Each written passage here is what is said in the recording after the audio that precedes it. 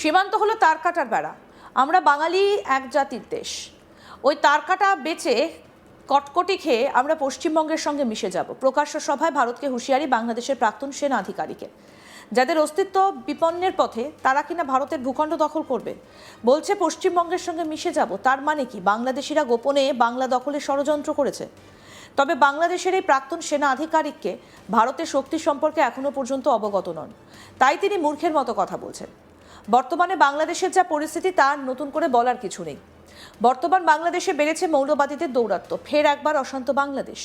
জুলাই আন্দোলনের অন্যতম নেতা তথা ইনকিলাব মঞ্চের মুখপাত্র শরীফ ওসমান হাদির মৃত্যু ঘিরে সোনার বাংলা বদলে গিয়েছে রক্তাক্ত বাংলাদেশে। কার্যত গৃহযুদ্ধ শুরু হয়েছে প্রতিবেশী দেশটায়। অগাস্ট 2024 আন্দোলনের অন্যতম মুখ ওসমান হাদির মৃত্যু ঘিরে হিংসা ছড়িয়ে পড়ছে বাংলাদেশে। রাস্তায় জ্বলছে আগুন, দিকে দিকে অবরোধ রাস্তা। তবে তারই মধ্যে হিংসার শিকার বাংলাদেশের সংখ্যালঘু হিন্দুরাও। সেই সঙ্গে বাংলাদেশে ভারতীয় দূতাবাসে হামলার চেষ্টা। গত কয়েক মাস ধরেই অস্থির অবস্থা তৈরি হয়েছে বাংলাদেশে। এই ঘটনার প্রতিবাদে বাংলাদেশের প্রাক্তন কর্নেল হাসিনুর রহমান বলছেন, সীমান্ত হলো তার কাটার বেড়া। আমরা বাঙালি এক জাতির দেশ। ওই তার কাটা বেচে কটকটি খেয়ে আমরা পশ্চিমবঙ্গের সঙ্গে মিশে যাব। বিএসএফ হবে ছিটমহল। আপনারা পশ্চিমবঙ্গের সঙ্গে ফাজলামি করছেন। আমরা এক জাতের, আমরা দিল্লির এই আচরণ সহ্য করব না। একই সঙ্গে তিনি আরও বলেন, ভারতের কোনো পণ্য এদেশে চলবে না, ভারতের কোনো কথাই এদেশে চলবে না। আমরা অনেক সহ্য করেছি, আর করব না। ঠিক কি বলেছেন কর্নেল হাসিনুর রহমান, প্রাক্তন সেনা আধিকারিক? শুনব। সীমান্ত হলো তার কাটা বেড়া। আমরা বাঙালি এক জাতির দেশ। ওই তার কাটা বেচে কট করে খেয়ে আপনার মিশে যাব আপনার বাঙালির সাথে, পশ্চিমবঙ্গের সাথে। যে দল আগামীতে আসবেন তাদের জন্য হুঁশিয়ারি, ভারত প্রেমে মরবেন না। ভারত বলে কোনো জিনিস এদেশে চলবে না, ভারতের পণ্য চলবে না, ভারতের কোনো কথাই এদেশে চলবে না, সোজা কথা। আমরা অনেক সহ্য করছি, আর করব না।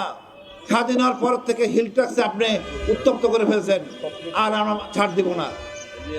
এখন আপনি উত্তপ্ত হবেন, আপনি উত্তপ্ত হবেন। ধৈর্যের একটা সীমা আছে। এখন আবল তাবল বলে যাচ্ছেন, আমাদের সীমান্তে এসে ঝামেলা করতেছেন। আপনার সীমান্ত হলো তার কাটা বেড়া। আমরা বাঙালি এক জাতির দেশ। ওই তার কাটা বেচে কট করে খেয়ে আপনার মিশে যাব আপনার বাঙালির সাথে, পশ্চিমবঙ্গের সাথে। আপনার ওই বিএসএফ হবে ছিটমহল। দেখবেন বিপদ কারে বলে। আপনি পশ্চিমবঙ্গের সাথে ফাইজলামি করতেছেন। আমরা এক জাতের। বলি সময় আছে, সংশোধন করুন, জনগণের পাস বুঝুন। আমরা এই ভারতের এই আচরণ সহ্য করব না, দিল্লির আচরণ সহ্য করব না। আমি মনে করি এখনো সময় আছে, ভদ্র আচরণ করুন, ছোট দেশ মনে করবেন না। এটা এক জাতির দেশ। আমরা আপনাদের দোয়ায়, সবার দোয়া নিয়ে আমরা একটা মোটামুটি একটা আহ্বায়ক কমিটি করেছি, যার যুগ্ম আহ্বায়ক হলেন ডিও খুদা, সদস্য সচিব মোজাম্মেল মিয়াজি, সদস্য ফখরুল হাসান রানা, আব্দুল মতিন, মোহাম্মদ রতন, মোহাম্মদ ইয়ারুল ইসলাম, মোহাম্মদ মতিউর রহমান, মোহাম্মদ শহীদুল ইসলাম, মোহাম্মদ শাওন, এইচ.এম. মঞ্জিল, মোহাম্মদ শাকওয়াত হোসেন ভুইয়া, মোহাম্মদ শাহজাহান সম্রাট, মোহাম্মদ তুহিন ফারাজি, ফাহিম ফারুকি, ইসরাফিল ফারাজি, নাজমুল হক, শাকওয়াত হোসেন, মোহাম্মদ নাবিল, দেওয়ান রফিকুল ইসলাম। আমাদের উপদেষ্টার মধ্যে আছেন ব্রিগেডিয়ার জিয়া, প্রধান উপদেষ্টা আছেন lieutenant Ferdous Aziz, colonel Zakaria, major Shahin, engineer Shah Sufi. বাংলাদেশের আরও এক প্রাক্তন লেফটেন্যান্ট কর্নেল হাসিনুর রহমান বলেন, এখন আমাদের শান্ত থাকার সময়, এখন প্রতিশোধ নেবার সময়। ভারত 54 বছর আমাদের শোষণ করেছে, এখন আমাদের পালা।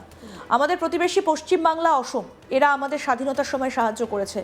আমাদের শত্রু দিল্লি, আমাদের শত্রু আওয়ামী লীগ। আজকে আমাদের ভাই হাদির এই ঘটনার জন্য দায়ী ভারত। আমরা ভারতকে শিক্ষা দেব, ভারতের সীমান্ত পরিবর্তন করে দেব, ভারতের ভৌগোলিক অবস্থান থাকবে না। আমি সিরাজউদ্দৌলার বাংলা চাই। ভারত আমাদের একমাত্র শত্রু। আপনারা আপনাদের বাচ্চাদের শেখাবেন ভারতই আমাদের একমাত্র শত্রু। আমরা প্রতিটা রক্তের বদলা নেব। কি বলেছেন শুনব। এখন আর শান্ত থাকার সময় নাই, এখন আমাদের প্রতিশোধ নেওয়ার সময়। ভারত 54 বছর আমাদের শোষণ করছে, এখন আমাদের পালা। আমাদের শত্রু ভারতের আমাদের প্রতিবেশী বাংলা, পশ্চিমবঙ্গ, আসাম, ত্রিপুরা নয়, এরা আমাদের স্বাধীনতা সাহায্য করেছে। আমাদের শত্রু দিল্লি, আমাদের শত্রু আমাদের শত্রু আওয়ামী লীগ। আমাদের ভাই হাদি আজকের খুব সংকটময় সমস্যায়, এর জন্য দায়ী কে? আমাদের আওয়ামী লীগ, ভারত। এই ভারতকে আমরা শিক্ষা দিব, ভারতের সীমান্ত পরিবর্তন করে দিব, ভারতের ভৌগোলিক অবস্থান থাকবে না। আমরা ন্যায্যতা ভিত্তি চাই। আমি সিরাজউদ্দৌলার বাংলা চাই। আমরা ওইভাবে বসবাস করবো, গর্বের সহিত বসবাস করব। আমরা অন্যের পিছনে লাগবো না, কারো ক্ষতিও করব না, সমমর্যাদায় বসবাস করব, চোখে চোখ রেখে কথা বলবো। আমাদেরকে যে 54 বছর যে যুদ্ধের ভয় দেখাইছেন, আমরা সেটা ভয় পাই না। আমরা সাহসী জাতি, আমরা কখনো পরদিন ছিলাম না। পাকিস্তান আমলেও আমরা পরদিন ছিলাম না। আমাদের শিখাইছেন আমরা পরদিন ছিলাম। আমরা সবসময় স্বাধীন ছিলাম। আমাদের এই 16 ডিসেম্বরটা ছিনিয়ে নিয়েছেন। ইনশাআল্লাহ আমাদের 5ই আগস্ট আছে। 5ই আগস্ট আমাদের ছিনিয়েছে। ভারত আমাদের একমাত্র শত্রু। এটাই আমার দেশ প্রেম, এটাই আমার ভালোবাসা। আমি আমার বাচ্চাকে শিখাবো, আপনারাও শিখাবেন, মাদ্রাসা শিক্ষকরা শিখাবেন ছাত্রদের। ভারতই আমাদের একমাত্র শত্রু, আমিত্র শত্রু। আমরা প্রতিশোধ নিব প্রতিটা রক্তের বদলার, ইনশাআল্লাহ।